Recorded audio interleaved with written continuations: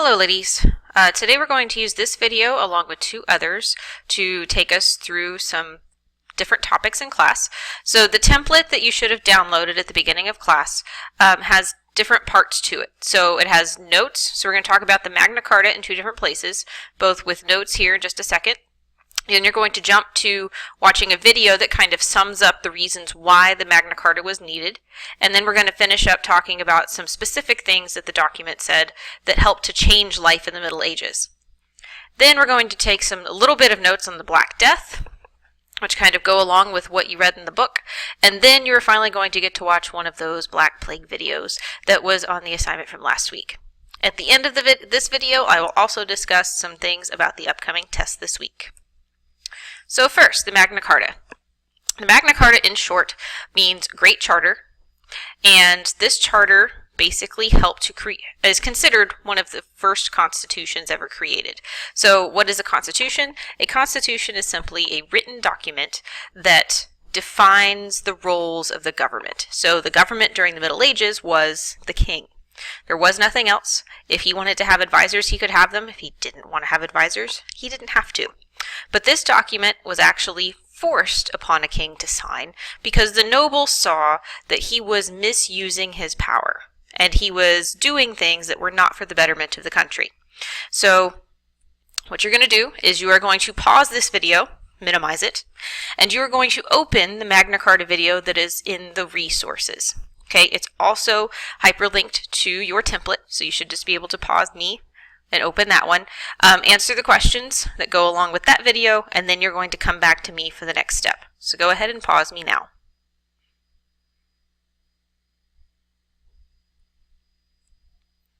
Well, now that you watched the Magna Carta video, I hope that you found it kind of amusing. I happen to like that video. I think it does something that's normally considered a little bit boring, does it with a little bit pizzazz. But a couple of things. So first, who did the Magna Carta protect? So the Magna Carta was not actually for everyone. It sounds like a great document, limits the power of the king. The king can't, steal your property, steal your carriage, take over your house if he wants to go on vacation and he likes the spot that it's in. So he can't do that anymore, but it doesn't apply to every single person. So freemen, which is written in the Magna Carta, all freemen, it only applies to landowners or nobles. Those men were considered to be free, and they had some kind of a weight in the government. Peasants and serfs were not considered free. They worked for someone else. They did not own land. Usually land was the indicator as to whether you were free or not. Actually, in law at the time, this is where we get the word villains from. Villains was not a term that means something sinister or somebody that committed a crime like it does today. It simply meant someone that cannot go to a regular court of law. They have to go to the court that is owned by their noble. So since the peasants have to go to someone else in order to have their justice, they're not considered free. Nobles can go to a regular court. So a little bit of historical lingo there. So what exactly did the Magna Carta do? So first of all, it said that the king could not tax without consent of the people. Now again, the people are the nobles. So the king, whenever he wanted to go to war, whenever he wanted to build a new house, whenever he wanted to have a great ball, basically anything a king would want to do that costs him a lot of money, he would just tax the people a little bit more. So he would tax the nobles a little bit more. The nobles would then look to their knights. The knights would get taxed a little bit more. And then, trickle down effect. The knights would then expect the peasants to give a little bit more of their crops each year in order to pay all of these taxes. So if the king was at war for a very long time, taxes were very, very high. So now this helped to prevent some unnecessary wars so that the people could, kind of have a say in where their money goes, because just because a king wants to fight doesn't mean you necessarily want to. Second thing it did was it had no more, I think this is pronounced scutage. So scutage is a term that means, it's a term for military service. So you had two options as a noble at the time. You could either go to fight within the king's army, provide him with troops, go into battle yourself, or you could pay a tax called scutage, which then would get you off the hook. You would pay a fee so that you wouldn't have to provide military service. Now, this made people very angry because as a noble, You were supposed to go and fight for your king. That's part of the feudal system. That's part of the loyalty deal you signed when you got your land. So some people felt that A, this was very unfair, and B, some nobles just couldn't pay it. Some of them, even though they lived in grand houses, had all of these nice clothes, all of these horses, all of this stuff, they weren't very good at managing their money, or maybe they lived in an area that didn't provide for them as well as the next guy. So some nobles just had to go do it, while others, could just pay the fee and move on. So it was kind of seen as a dishonorable thing to do, but it was also seen as a rich man's thing to do. So they wanted to make things even with all of the nobles again, so no more scutage tax. Now, the next three things revolve around the courts and the justice system. So the next thing it did was it removed courts from the king's control. So currently, before the Magna Carta, the courts were basically ruled by the king. So if a noble didn't like someone that was in the courts and he had the king's ear, he could write a letter, and the king would send a letter to the judge and say, hey, I don't care what this guy did, bend the rules, find him guilty, and, take him out, so to speak. No more. So the courts now were tried by independent judges that were elected or appointed by recommendation of the nobles, and you could have a fairer trial that was not picked by the king. The next thing revolving around justice is called habeas corpus. Now, that's another fancy Latin term, but this one is kind of simple. Habeas corpus means people cannot be kept in jail without charges or a conviction. So you cannot be arrested by the king's guard anymore just because the king doesn't like you, or the king feels that you had done something wrong and has no proof.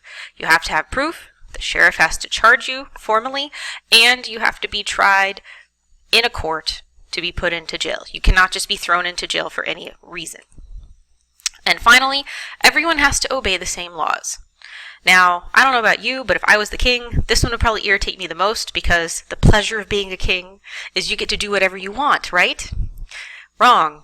Because of this king, and as you saw in the video, King John, he messed up so badly that he was the last guy to have that kingly privilege. Now,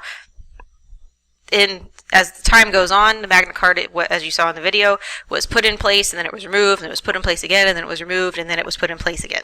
So it took a while for this to stick, but basically, kings had to follow the same rules as you do, the everyday man, not just the freemen. Now on to the Black Plague, or the Black Death, the bubonic plague, or just the plague. Either name it has, it means the same thing. So the plague took over Europe during this time, and it basically severely shrunk the population and changed trade and changed the feudal system forever. So let's start at the beginning. How did it start? So if you pick one of the videos that's on the Black Plague in just a second, it will talk about how it actually started with a battle with the Mongols. But in a nutshell, let's take a look at this map. So over here, okay, somewhere over here, the Black Plague started. They don't know exactly where it started, but they know it was over here somewhere in the Black Sea region, hadn't quite got to Europe yet. So this is by December of 1347. Now by June of the next year, it starts getting into these lighter purple areas. Okay, so it went from starting somewhere over here. Okay, the Mediterranean Sea brought the ships that had the rats, that had the infected fleas, over onto these islands, and the traders actually, well, they didn't encourage it, but since the rats made port just like the traders did, they hopped off and they started infecting people. So within like 6 months, then it started to affect this humongous area here. And then as you can see, it just keeps going in waves all the way across Europe, decimating what's ever in its path. Okay, now things in green are unique. It says city or area partially or totally spared.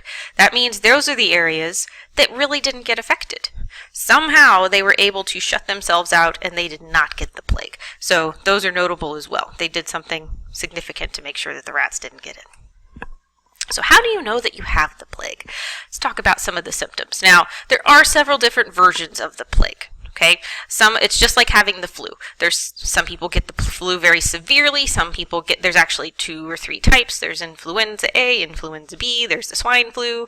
So all of them kind of have the same basic things, but some of these are transmitted a little bit differently. So one thing to note is one version of the plague, the most popular, where you get the boo-boos from, the bubonic plague, is the one that has these like really hard lumps. So day 1, if you have the plague, you end up finding lumps in different places along your body. Some of them are large, some of them are small. They're just kind of painful, and at this point you're kind of going, oh, that hurts, I hope it doesn't turn into something worse. Day 2, you know you're sick because you have the normal flu-like symptoms at this point. Day 3, however, you realize things are taking a turn for the worse. You start having bleeding under the skin around these swollen things that came up a couple days ago, and this is where you get the term the real boo-boo. So with one form of the plague, you end up having under the skin bleeding. Okay, so it just doesn't come up to the surface. It's not like a scab. It just kind of makes your skin turn black. So it's like a really, really, really bad bruise. Now, these splotches can end up anywhere, really. So sometimes it's around a boo-boo, sometimes it's nowhere where there is any kind of a cyst. So, but you're in a massive amount of pain now, in addition to being feverish and everything else, like on day 2. On day 4, your disease attacks your nervous system.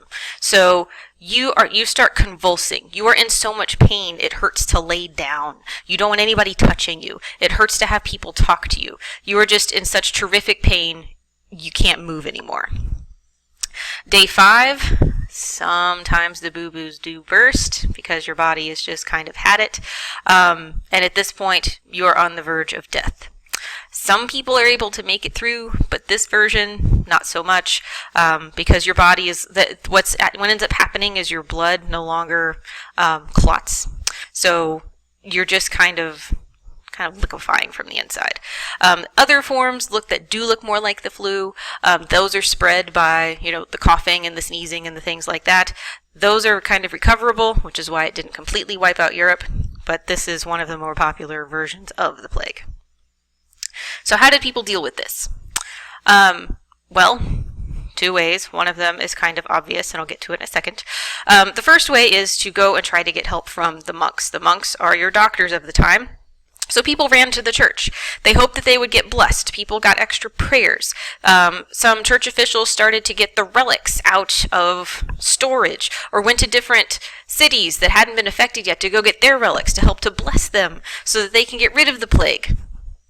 As you probably figured out, that didn't work very well because hygiene and staying away from fleas and things like that were the only way to really stay away from the plague. So inevitably, if you were not able to survive it, they had to deal with you afterwards. So this photo is a best case scenario. Not many people in your area died. At first, they were burying people individually, but as the disease took hold of your city, people would die in such massive numbers, you ended up having mass graves, which basically looks like a really large pit. You lay bodies in layers, so it's like you dig the pit as deep as you can, because you're probably suffering from the plague too. You just don't know it yet if you're digging the graves. You have a layer of bodies, if somebody bless it, you put a thin layer of dirt, and you might lay a couple of extra layers on top. So when they find these mass graves, it really is hundreds and hundreds of people. There's also stories of priests blessing a river. Now that might sound strange, but that was another place that they would put the bodies because they would just be carried out to sea. They would bless the whole river because they're like, there's so many of these happening, I can't have individual services for every single person, so bless the river, anybody that's in it, we'll consider them having their last rites. That's how frequently people died. They could not keep up with the amount of funerals that needed to be had. So that's the plague in a nutshell. So what's next? So what I want you to do now is I have copied over the 4 videos from the Black Plague from the original assignment. I want you to watch one of those videos and do the questions that follow.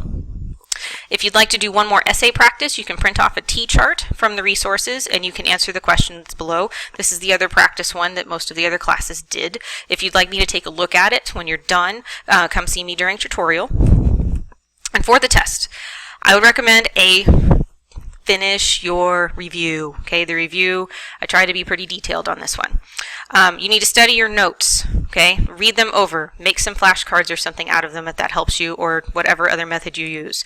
Review things from the text, even if we didn't discuss it in class, that's still fair game. I tried to hit the high points, but there are a few things, like especially in the church section in section 3, that you need to go over.